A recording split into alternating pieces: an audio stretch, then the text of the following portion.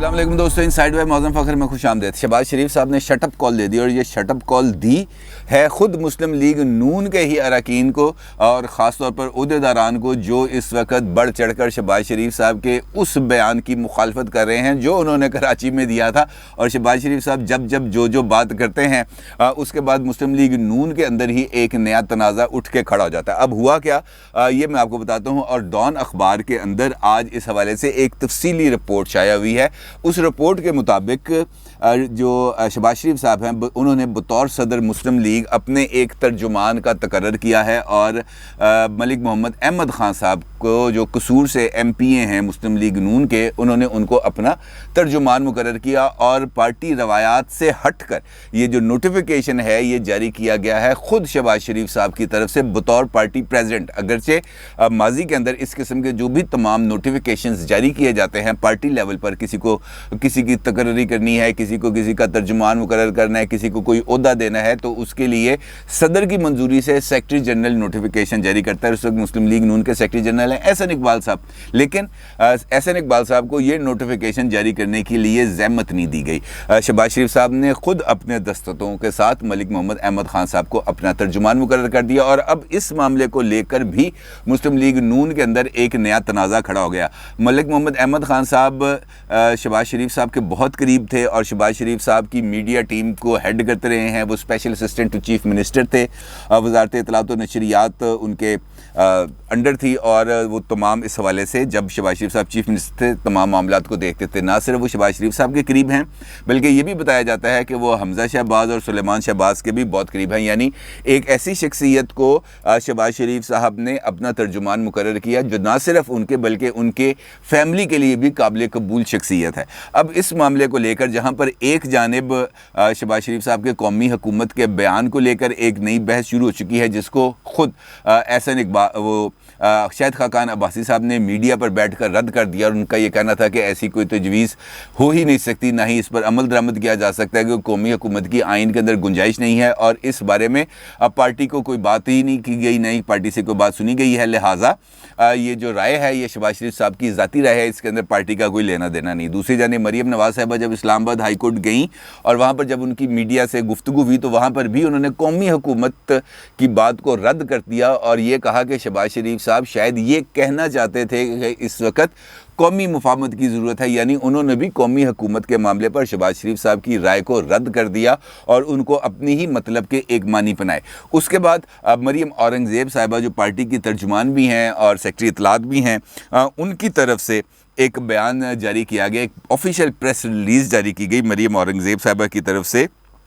और उसमें यह कहा गया कि वो तमाम सियासी जमातें बशमूल पाकिस्तान तहरीक इंसाफ के साथ मिलकर काम करने के ख्वाह हैं। ये वो बयान है जो शहबाज शरीफ साहब से मंसूब किया जा रहा है और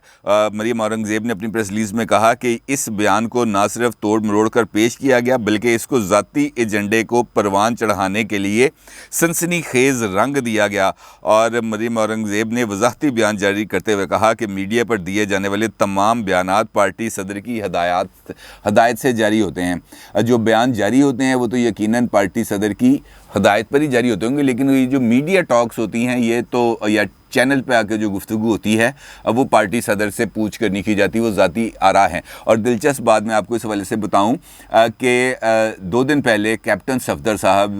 की एक जो वीडियो है वो इस वक्त सोशल मीडिया पर बहुत वायरल है, क्योंकि जब उनके साथ मीडिया के नुमाइंदों ने पूछा कि मुस्लिम लीग नून इस वक्त मुफाहमत के साथ है या बयानिए के साथ है, आप किसके साथ हैं, ये उनसे सवाल पूछा गया कैप्टन सफदर साहब से। तो कैप्टन सफदर का ये जवाब था कि इस बारे में आपको सबसे बेहतर राय मरीम औरंगज़ेब साहिबा दे सकती हैं, क्योंकि उनके हाथ में एक हाथ में मुज़ामत की फ़ाइल है और दूसरे हाथ में मुफाहमत की फ़ाइल है। लिहाजा वो आपको ज़्यादा बेहतर अंदाज में इस बारे में जवाब दे सकते हैं। यानी मरीम औरंगज़ेब साहिबा बैक वक्त मुफाहमती कैंप में भी मौजूद हैं और मुज़ामती कैंप में भी मौजूद है। मेरा ख्याल है कि उनकी बात का ये मतलब है क्योंकि वो दोनों तरफ हैं। शहबाज शरीफ साहब अगर किसी जगह पर मौजूद होते हैं तो मरीम औरंगज़ेब साहिबा उनको एस्कॉर्ट कर रही होती हैं, और अगर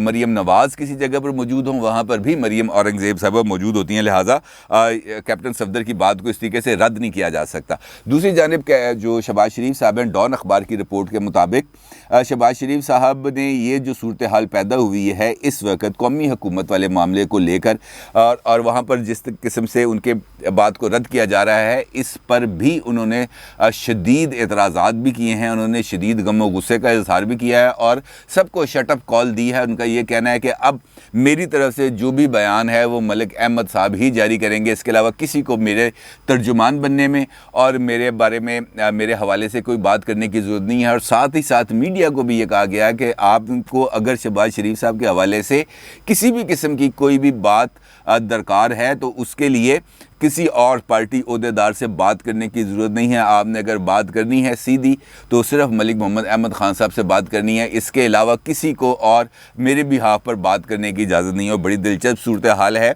क्योंकि मुस्लिम लीग नून अगर हम देखें तो एक जानिब शहबाज शरीफ साहब हैं, दूसरी जानिब मरीम नवाज़ साहब हैं, और ख्वाजा आसिफ साहब ने इस हवाले से कल काशिफ अब्बासी साहब के शो के अंदर जो बात की है, मेरा ख्याल है वो सबसे ज़्यादा मुनासिब बात है और असल सूरत हाल की अक्कासी करती है। क्योंकि जो ख्वाजा आसिफ साहब हैं वो एक सीजन्ड पॉलिटिशियन हैं और 29 साल का उनका ये जो पार्लिमानी सियासत है उसका उनका तजर्बा है। वो ये कहते हैं कि मुस्लिम लीग नून इस वक्त मुफाहमत और मुज़ामत इन दोनों बयानियों में फंस चुकी है, लिहाजा अब इसको इससे बाहर आना चाहिए क्योंकि ज़्यादा ताख़ीर नुकसानदेह हो सकती है। जब उनसे पूछा कि इससे अब मुस्लिम लीग नून को कौन सा बयानिया इख्तियार करनी चाहिए, मुफाहमत का या मुज़ामत का, तो ख्वाजा आसिफ साहब का कहना था कि मुफाहमत और मुज़ामत के बयानिए के दरमियान से कोई रास्ता निकाला जा सकता है ताकि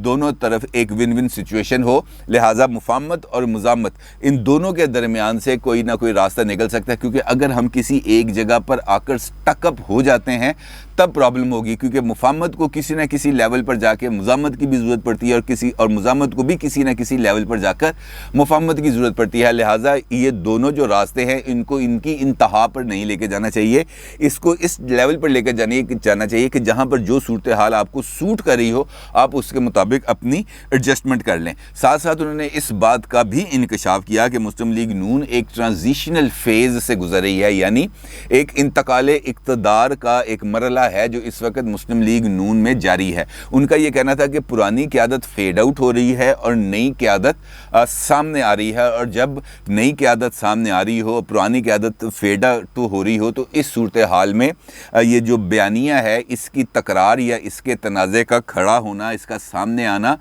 एक लाजमी अमर है। लिहाजा इस सूरत हाल से परेशान होने की ज़रूरत नहीं। फिर उनसे पूछा गया कि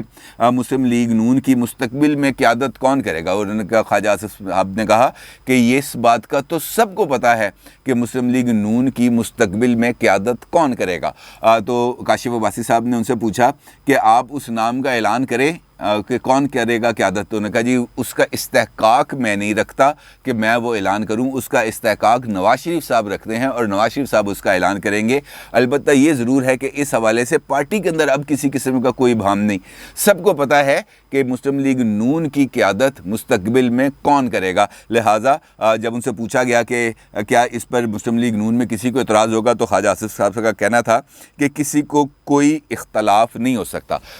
PDM के हवाले से भी बात हुई ख्वाजा आसिफ साहब से, तो PDM के हवाले से ख्वाजा आसिफ का ये कहना था कि PDM के अंदर पीपल्स पार्टी और ANP को वापस आना चाहिए, और अगर मेरी इस हवाले से किसी बात खिदमात की ज़रूरत है तो मैं हाज़िर हूँ। मुझे कहेंगे मैं कल ही असफंद यार वली के पास चला जाऊँगा, मुझे कहेंगे मैं कल ही आसिफ जरदारी साहब के पास चला जाऊँगा और उनको मना के वापस ले आऊँगा PDM में, क्योंकि PDM को हमें चाहिए कि हम कम अज़ कम जो एजेंडा है उसके ऊपर उसको लेके आएँ ताकि किसी के लिए कोई प्रॉब्लम ना हो। हमें पीपल्स पार्टी की मजबूरियों का एहसास करना चाहिए था, हमें पीपल्स पार्टी से वो मुतालबा नहीं करना चाहिए था जो पीपल्स पार्टी ना माने। यहाँ पर उन्होंने एक दिलचस्प सा जुमला भी अदा किया, उन्होंने कहा यार सियासत करनी चाहिए, ब्याह नहीं। मतलब ये सियासत है, कोई शादी नहीं जहाँ पे आप एक दूसरे से मायूस हो जाए। सियासत के अंदर आपको कॉम्प्रोमाइज़ करने पड़ती हैं, आपको स्पेस देनी पड़ती है, आपको अपने अलाइज़ की मजबूरियों का एहसास होना चाहिए।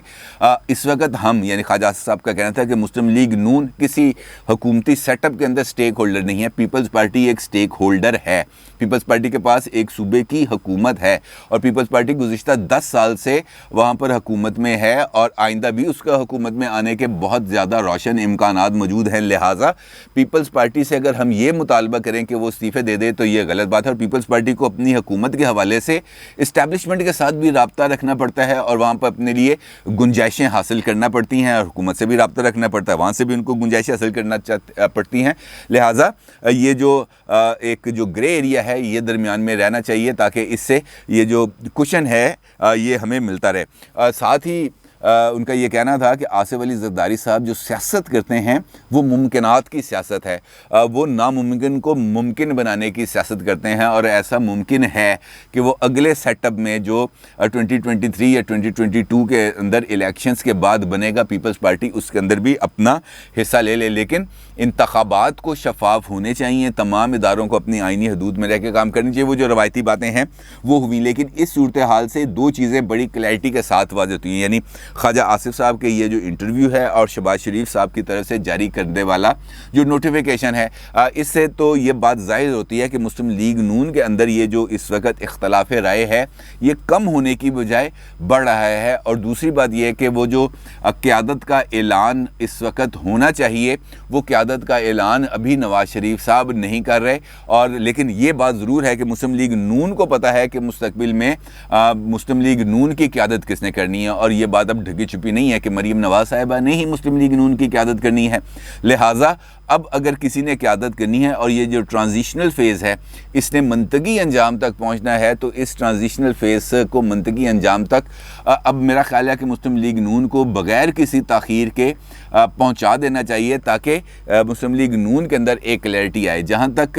हुकूमती सेटअप की बात है तो वो डेफिनेटली 2022 में बजट के बाद उस सेटअप ने तब्दील होना है और फ्रेश इलेक्शंस कॉल होने हैं। जहाँ तक तहरीक अदम एतमाद की बात है तो ख्वाजा आसिफ साहब ने यहाँ पर भी एक बड़ी दिलचस्प बात की। उनका ये कहना था कि हमें हर एक बात को बिल्कुल रद्द नहीं कर देना चाहिए। अगर पीपल्स पार्टी ये कहती है कि आप पंजाब के अंदर तहरीक अदम एतमाद लाएँ बुज़दार सरकार के ख़िलाफ़ तो हमें कम अज़ कम उनकी बात को ज़रूर सुनना चाहिए। और अगर हम ख्वाजा आसिफ की इन दोनों बातों को मिलाएं, यानी आसिफ अली ज़रदारी साहब नामुमकिन को मुमकिन बनाने की सलाहियत रखते हैं और तहरीक अदम एतमाद पर पंजाब में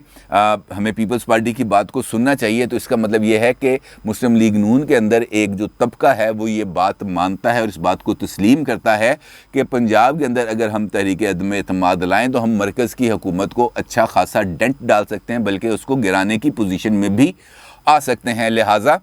इसका बारे में अब ये जो इबहाम है ये इसको ख़त्म होने की ज़रूरत है और बिलाशुबा मुस्लिम लीग नून की अगली क़यादत मरीम नवाज़ साहिबा के पास ही है और इस बात का ऐलान, रस्मी ऐलान होना बाकी है। अपनी राय का ज़रूर इज़हार कीजिएगा। आपका बहुत शुक्रिया। अल्लाह हाफ़िज़।